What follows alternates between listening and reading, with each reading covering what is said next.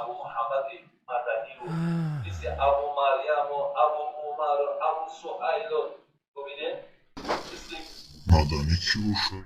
اندین عالمان و دانشمندان از این مذهب پیروی میکنند. امروز افرادی پیدا شدند و مانند اسکندر مدنی، عبدالظاهر دایی و عقیده خود را صحیح و درست میدانند و عقیده ما را باطل میدانند که نادرسته، در حالی که عزیزان من عقیده او خرابه. عقیده او باید برابر عقیده بکنند. امروز ملاهای تاجیکستان سنگ میزنند که مرتد، مشرک، ناصبی، خوارج، معتزله همه او خودشون. مردکی مدنی کی باشه؟ کی باشه که فتنه میکرده؟ کنی بینیم؟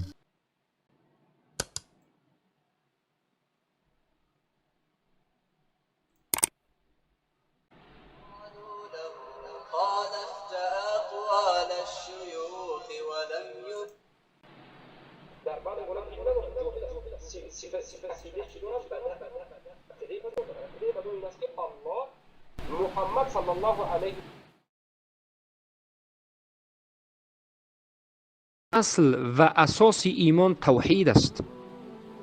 کفر بالطاغوت و ایمان به الله است و همین اصل ایمان کلمه شهادتین، کلمه التوحید، کلمه الاخلاص، کلمه التقوا، عروة الوثقى، لا اله الا الله است.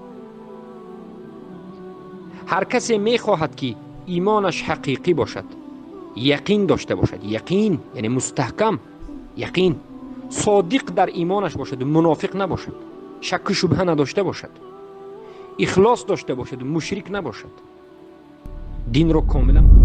ای حاجی میرزا و مولای بختری و دیگر بنان دنباها روتون سیاه، این مردک طالب علمای تهمت کردن، از الله نمیترسین شما؟ الحمدلله ما فهمیدیم کفر بالطاغوت چیه، ولا و برا چیه و رنگ شما در باره های ما دیگر گوش نمیکنیم. حق ما انشاءالله که فهمیدیم. الحمدلله. الله أكبر الله أكبر.